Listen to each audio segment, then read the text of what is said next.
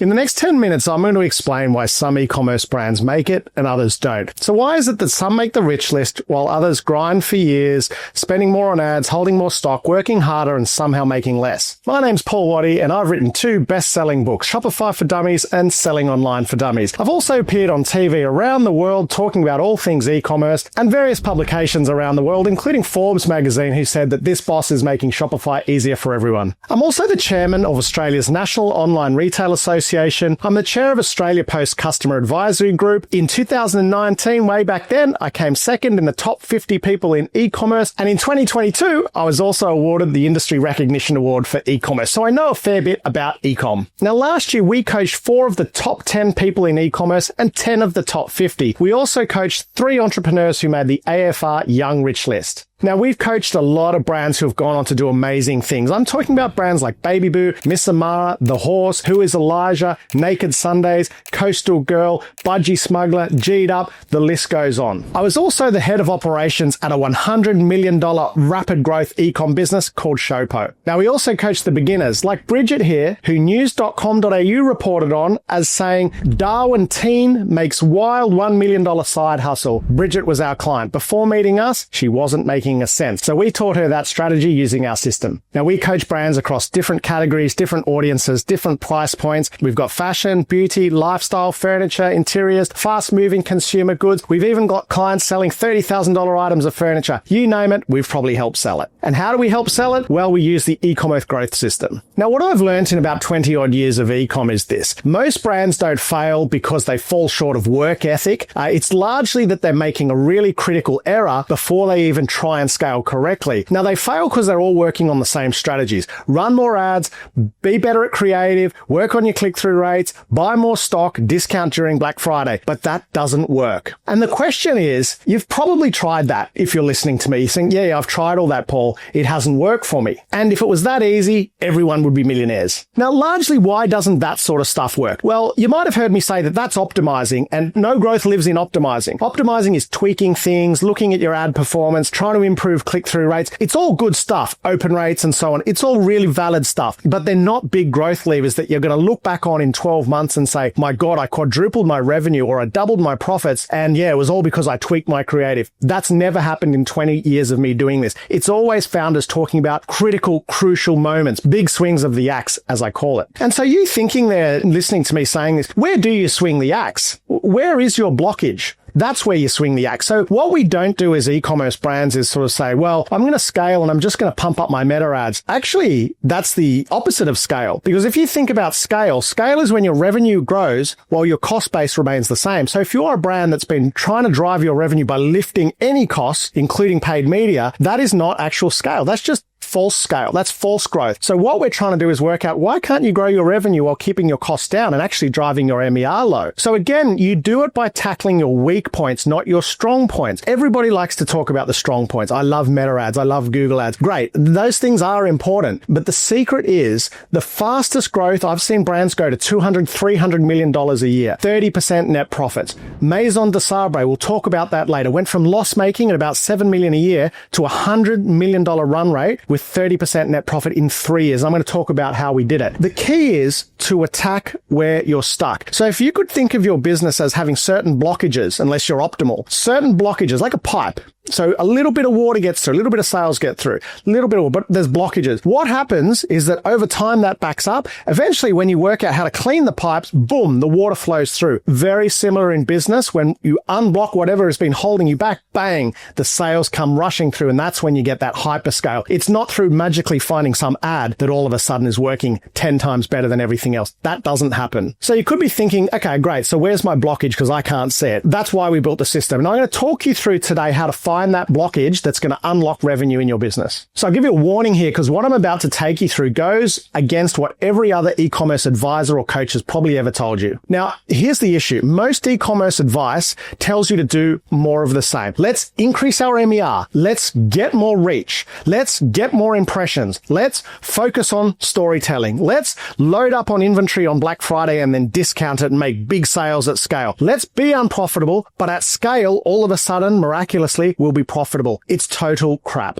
In reality, discounting cheapens your brands and kills your margins. Overbuying inventory leaves you short of cash and in debt, often debt that you can't afford in e-commerce. As you scale, costs usually go up, not down. For example, many of you listening here will not be paying yourselves anywhere near adequately, and maybe you're doing it all yourself. What that means is you don't even have enough wages built out in your budget, but yet people will tell you, don't worry, just keep going. Somehow your costs will scale away. That doesn't happen. So why doesn't that happen? Because think about an e-commerce profit and loss statement. There are two fundamental costs. Ads, which is set as a variable, like a percentage, which means they go up and down. So 20% MER, it's not a fixed budget to scale away. Second biggest item is wages, also set as a percentage. And often, guys, as you grow, your wages will grow. As your company gets bigger, you need more customer service, more pick packers, more marketers, all of that sort of stuff. So I want to get it out of your head that if you've got an unprofitable business and you think, oh yeah, but when I get to a certain level, I'll suffer till then and it will fix itself. There are no fixed costs to scale away, guys. There's 1 to 2% in rent. So what's going to happen? You're paying 2% in rent. Your revenue doubles. That rent goes down to 1%. Congratulations. You've made an extra 1%. What do you have to drive down? You have to drive down your ads. And we're going to talk about how you do that through revenue growth. The most dangerous thing you can hear is when someone says to you, you're ready to scale, let's go. And you're not. And I reckon I can tell in 15 minutes whether a brand can scale or not. And I'm happy for you to put me to the test. But there are fundamental reasons that some brands just do not have the model to scale. And that's what we need to find out so that they can either say, okay, well, that's me, or great, I know what to fix. Let's unlock this scale. So here's what I believe that a lot of others don't. There's a lot of yes men, yes women out there who'll say, great, let's scale. You can do this. Let's pump the ads. Here's the strategy. I'll show you the best way to run it. It doesn't work like that. So I'm going to say something that might be unpopular. And that is that most businesses that I see, and I see a lot, think they're in scale mode, but their business does not have a model that will ever work. And I said it to a brand, 13-year-old brand last week. They said, yep, we're just going to scale up and we'll get here. And I looked at their model and I said, have you ever had an advisor in your business? Because I can tell you right now, this business model will never work. Now, people say, oh, you're harsh, but that's my job, is to be honest. There's no point saying to a client, yep, your model's ready. And then in 3 months, they haven't grown and everyone's unhappy. So I said to them, your model will not work. And here's why. Right? So very specific. Remember what I said earlier. Scale's not let's load up, let's invest in growth and let's go. Scale is growing your revenue while your MER starts to decline, while your cost base remains low, not revenue driven by increased ad spend. Anybody can do that. Essentially, guys, the biggest spender wins. Do you want to be a part of that battle with Temu and Shein and Amazon? Absolutely not. Now, the truth is that every e-commerce brand has constraints. Doesn't matter if you're doing 10,000 a month or 10 million a month. And we need to bust through those constraints. We need to get your focus on them firstly. And then I back smart founders to be able to say, thanks, got it. I understand where to focus. Let's get to work on that. Now, we look at 3 key areas in our system that we want to unlock. Like, where are you failing within these 3 areas, right? And it's sales, gross profit, and then I put into a third bracket together, OPEX and inventory. So your expenses and your inventory. Briefly, what that means is I've got poor sales due to a lack of the right initiatives or direction. Like, what do I focus on to get my sales going? I've got low gross margins that will never allow enough room for me to spend and acquire customers and grow, not enough wiggle room, as I call it. Or I'm overspending on operational expenses, so I'm losing money. And the double whammy, I'm overbuying on inventory, which ties up all my working capital, and therefore I have nothing left to grow, and sometimes even worse, compounded by going into debt. Now, when you identify where you're red in that little triangle and you can address it, you scale, and you scale quickly. Now, I'm going to show you how to diagnose those weak spots right now. And it comes down to our e-commerce growth system, and it comes down to 3 points, really. So the first phase, I guess, that we want to take a founder through, and I want you to get there as well, is understanding your bottlenecks. So what are the bottlenecks in your business? And once you've got that understanding of that, where you're underperforming, not where you're doing really well, but where you're underperforming versus the brands that are killing it, that's great. You now have an idea and you can sort of think, okay, well, that's where I'm below par. So that's step 1. Now we call that the diagnose phase. Now, step 2 is you say, okay, I understand the issues. I understand where maybe I'm red. Now, what's the game plan to actually move forward? And that's where founders need to map out the exact growth initiatives to unblock those blockages to move forward. And we call this the prescribed phase, which is, here's the plan. Are we on board? The third phase is when the owner gets to get into work and start cracking on with the initiative. initiatives from day dot. And those are broken out with goals, specific objective and key results, and they're broken down into clear steps so that the founder can go away with confidence with the right guardrails around them and get to work. And smart founders will crush those initiatives when they just know where to look. We call that the execute phase. So diagnose, prescribe, execute. Now, the diagnose phase really starts with what we call the scale check. So this is a proprietary tool that we've built using thousands of real data inputs from successful and failing e-commerce businesses. Now, I'm going to show you quickly. Now, here you can see the start of the assessment. And here's the three areas that I spoke about with scale in the middle: sales, gross profit, OPEX, and inventory. So we take you through this scale system, and it's going to ask you questions like this. What were your sales over the last 12 months? We might say $1 million. Where would you like your sales to be over the next 12 months? And we might say $2 million.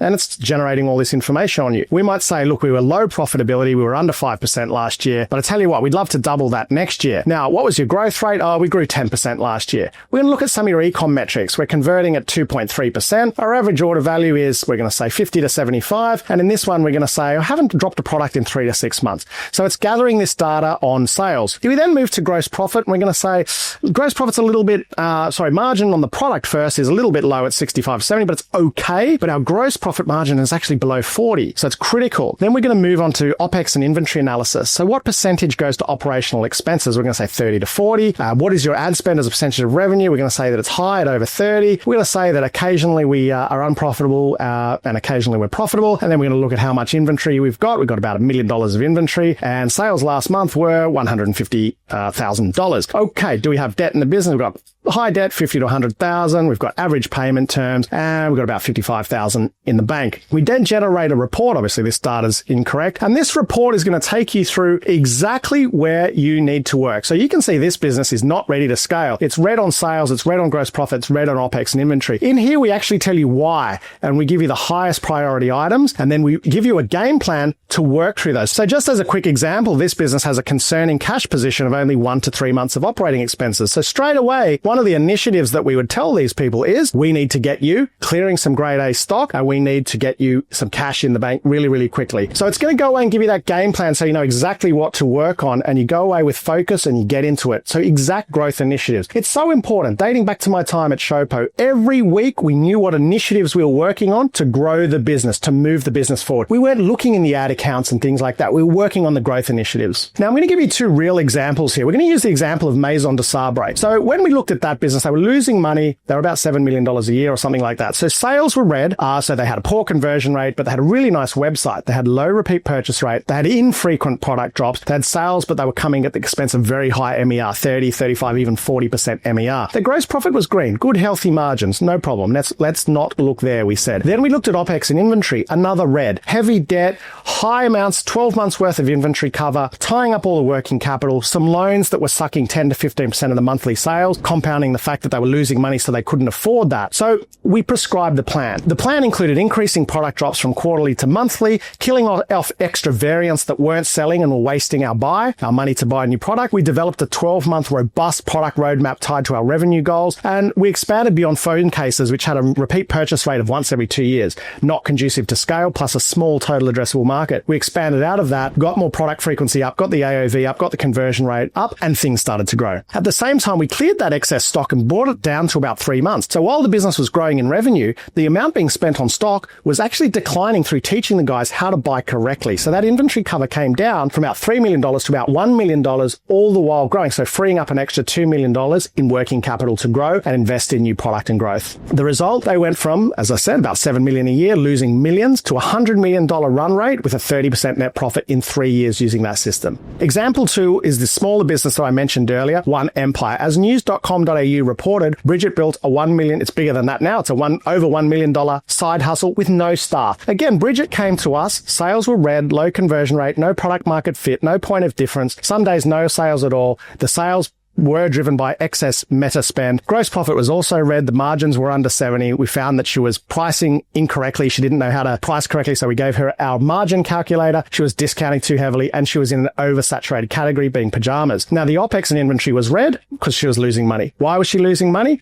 Her operating expenses exceeded her gross profit, largely driven by meta because she wasn't paying herself. So we taught her how to build a new model that showed her operating expenses must be below her gross profit. We built out a sustainable model that was using our 50-30-20 roadmap, really driven by those growth initiatives around fixing margin and again, increasing her product frequency, but switching her away from sleepwear into a more lucrative category, which was lingerie. And we were able to run a stock service because Bridget didn't have enough money to buy inventory. She had $30,000 borrowed from her dad. We chose an industry that had stock service, meaning we could buy the stock from China when we wanted it, high margins so we could air freight it, lightweight. So we adapted her business model to work for her. The rest is history. Here's what changes when people like Bridget and Zayn and Omar from Maison de Sabre get clarity. When they see things clearly, they stop focusing on the noise and they can be unstoppable when they get the right frameworks. They stop copying the competitors. They stop listening to every coach. They focus on their real constraint. After the diagnostic, we prescribe, then we help them execute. That is exactly how we grow. You don't sit in a line